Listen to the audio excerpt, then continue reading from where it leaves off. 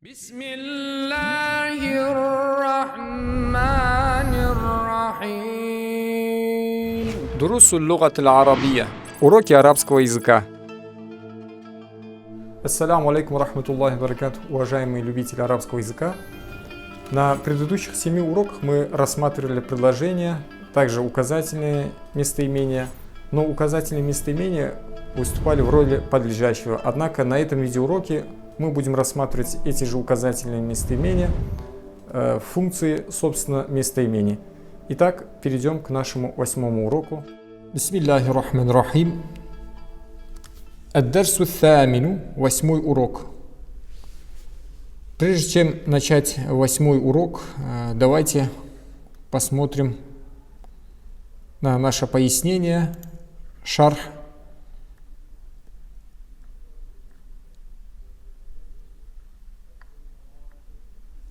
هذا الرجل تاجر. هذا этот мужчина бизнесмен, торговец. هذا является мубтада, то есть подлежащее. Ар-раджулю замена. Таджирун является хабаром, то есть сказуемым. На 8-м уроке также мы будем ознакомлены с таким вопросом, как лиман. Лиман переводится кому принадлежит или же чей. То есть на арабском языке лиман суаль анил акиль, то есть вопрос о разумном.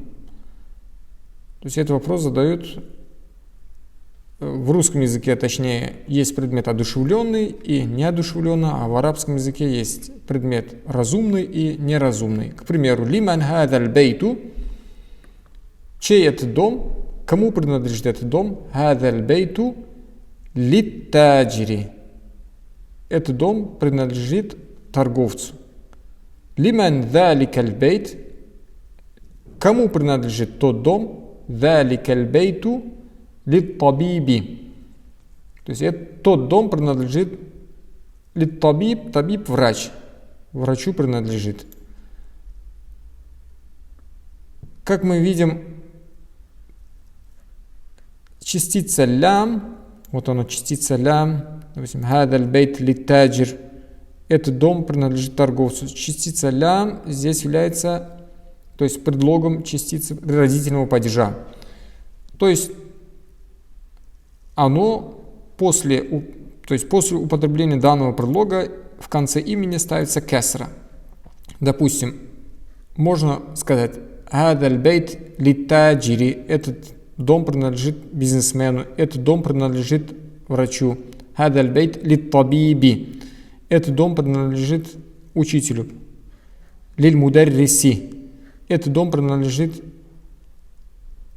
Мухаммеду. Ли Мухаммадин. Эйна джаляса Хамид, допустим, здесь дается пример, где сидит, куда сел Хамид. Джаляса хальфа Махмудин. Частица хальфа и амама. Хальфа переводится позади, амама впереди.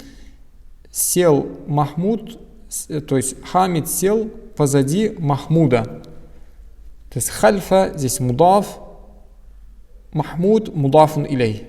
Также изофетная конструкция. Амама ат-туляби, перед студентами.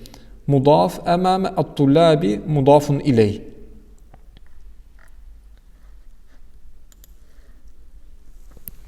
Ад-дарсу ат-тамин, 8-й урок. Хада ар-раджулю, этот мужчина, таджир, торговец. Ва залика ар-раджулю, а тот мужчина, табибун, врач. Хада для близкого расстояния, для мужского рода, залика для мужского рода, но для дальнего расстояния. Исму таджири, имя ребенка Махмуд. Васму табиби, имя врача Саид. Хадаль бейту, этот дом литтаджири, принадлежит торговцу. Здесь частица лям выражает принадлежность. Харфу джер является предлогом родительного падежа. Ва заликаль бейт, а тот дом литтабиби, врачу. Бейту таджири. Дом бизнесмена, торговца. Амам аль-масджиди. Перед мечетью. Ва бейту табиби. А дом врача. Хальф аль-мадрасати. Позади школы. Лиман хадихи сайярату. Кому принадлежит эта машина? Чья это машина? Валиман тилька, а чья та? Хадихи сайярату. Эта машина. Лит табиби. В конце касра. Принадлежит кому? Врачу. Ватилька литаджири. А та машина принадлежит торговцу. Хадихи сайярату миналь ябани. Эта машина из Японии. Ватилька мин Америка. А та из Америки. В первом задании нужно ответить на следующий вопрос.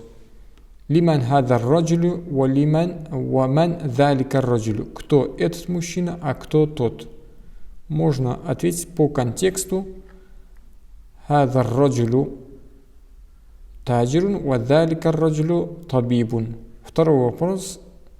Масмут таджир. Как зовут торговца?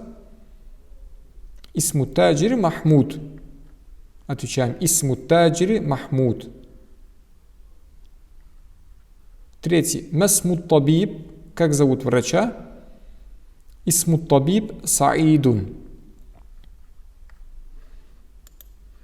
У нас готово домашнее задание. Можно ответить по нему.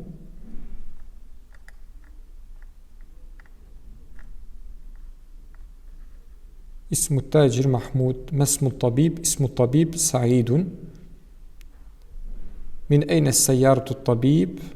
هي من اليابان. من أين السيارة التاجر؟ هي من أمريكا. Откуда машина торговца? Она из Америки.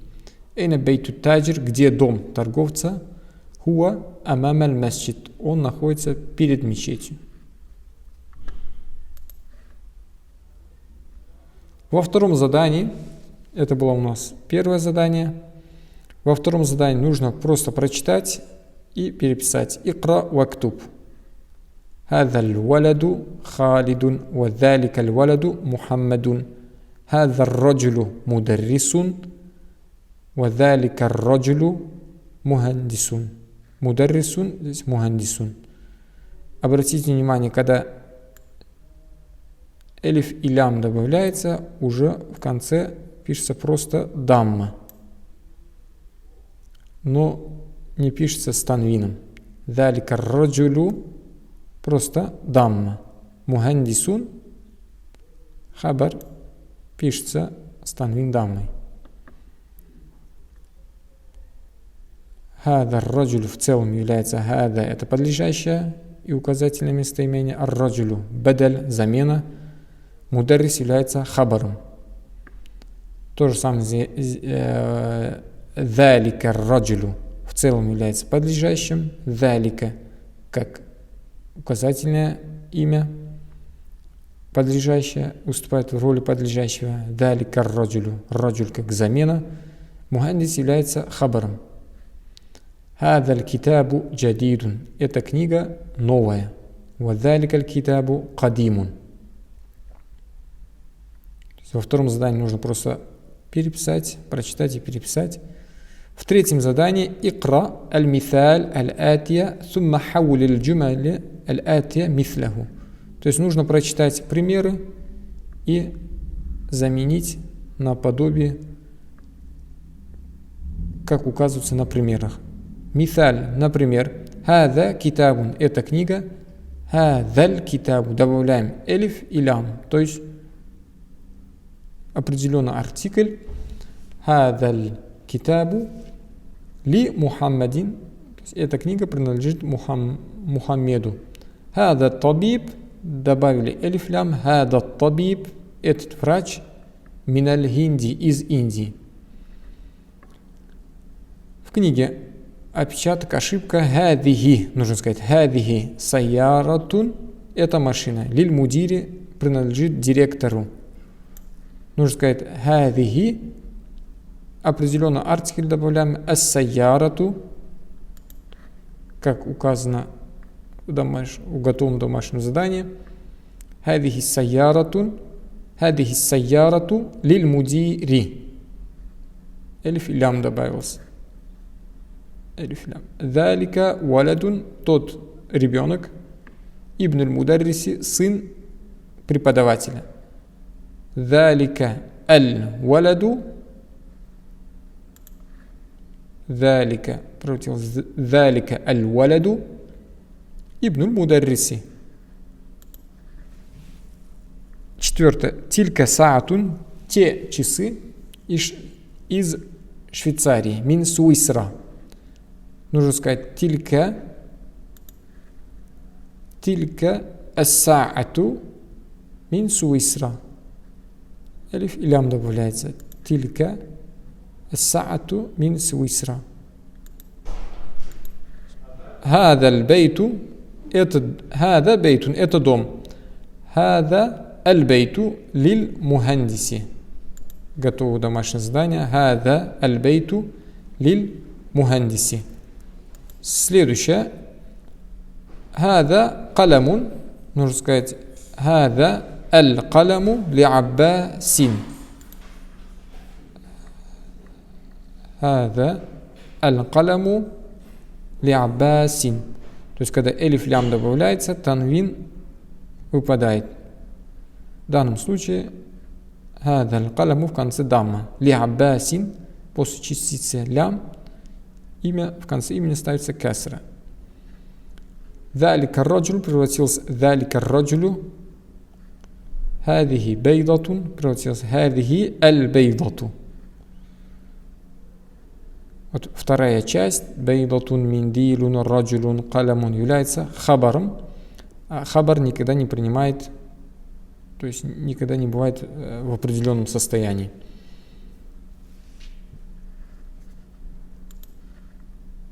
И до 10-го хадихи хакибатун. Нужно сказать хадихи аль-хакибату лиль мударриси. Лиль мударриси. Та сумка принадлежит преподавателю. В четвертом задании нужно прочитать примеры и составить вопросы. Сумма каун аль-ас'илатан ва аджвибатан мислаху. Составить вопросы и ответы, как указано на примерах. Например, лиман хадаль китаб. Чей этот учебник? Кому принадлежит этот учебник? Хадаль китабу ли Мухаммадин. Ли Аббасин. К примеру, это у нас ручка. Нужно сказать, чья это ручка? Лиман хадаль каламу. Отвечаем хадаль каламу ли Аббасин. Вот у нас готово домашнее задание. Лиман хадаль каламу ли Аббасин. Второе, допустим, ключ. Нужно сказать лиман хадаль мифтаху. Хадаль мифтаху ли Алиин. Лиман хадаль мифтаху ли Алиин. Обратите внимание, после частицы лям харфу джер является предлогом родительного падежа. В конце ставится касра. Ли Алиин. Алиюн превратился ли Алиин. Лиман хадихи сайярату. Кому принадлежит эта машина? Лиман хадихи ас-сайярату. Хадихи сайярату лиль мудири. Лиман хадихи сайярату лиль мудири. Четвертое задание. Готово домашнее задание у нас есть к четвертому заданию. Приблизить. В пятом задании нужно просто проанализировать. Та'аммаль аль-амфилата аль-атия. Аль-бейту, обратите внимание, в конце просто дамма, так как добавился определенный артикль в арабском языке, элиф лям. Филь бейти, из-за частицы фи, из-за предлога фи, они у нас, пока мы знаем их 4. Фи переводится в внутри, мин переводится из от, иля переводится к направлению. Филь бейти в конце превратилась касра, Мин аль-бейти в конце превратилась также касра. Иля аль-бейти к дому тоже превратилась касра. Филь бейти, мин аль-бейти, иля аль-бейти. Так как есть у нас эти предлоги родительного падежа в арабском языке. Их около 20, но мы знаем основные 4. Но есть ряд имен в арабском языке, которые вроде бы как должны принимать касра после этих предлогов, но они не подчиняются этому правилу. То есть их называют мамну мин ас-сарф, или же переводят гайр мунсариф, то есть не склоняются. Допустим, слово мусташфа, вот в конце алиф максура, мусташфа, больница переводится. Филь мусташфа в конце не меняется. Да, оно находится в состоянии, так скажем, родительного падежа, но не выдают явных признаков. Филь мусташфа так и остается, то есть в больнице. Мин аль мусташфа из больницы. То есть в конце харакат не меняется. Или аль мусташфа к больнице по направлению. То есть к больнице тоже в конце не ставится кесра. Амрика, такие слова тоже самое. Амрика, то есть фи Амрика в конце также остается без изменений. Мин Амрика или Амрика, в Америке, из Америки, в Америку. Альмания, Германия, фи Альмания, в Германии, мин Альмания, из Германии, иля Альмания, Германию. То есть в конце касра не пишется. Икра вактуб, здесь нужно просто прочитать и переписать. Хада табиб мин Инкильтара. Захаба Хамид иля Франция. Хамид отправился во Францию. Махмуд маридун хуа аль-ан фил мусташфа. В 6 задании также нужно просто прочитать и переписать. Амама переводится впереди. Ас-сабурату амама талиби. Доска находится перед студентом, перед учеником. Вахия хальфаль мудариси. И она же, то есть доска, позади учителя. Хия хальфаль мудариси.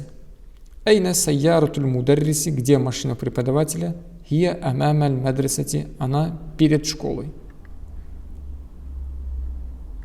И в конце урока, как обычно, даются новые слова. Аль-калиматуль джадида. Аль-мусташфа переводится как больница. Альмания, Германия. Инкильтара, Англия. Суисра, Швейцария. Сиккинун, сиккину, нож. Франция, Франция. Амама, перед. Хальфа, позади. На этом урок подошел к концу. أقول هذا ونستغفر الله ونتوب إليه وآخر دعوانا أن الحمد لله رب العالمين.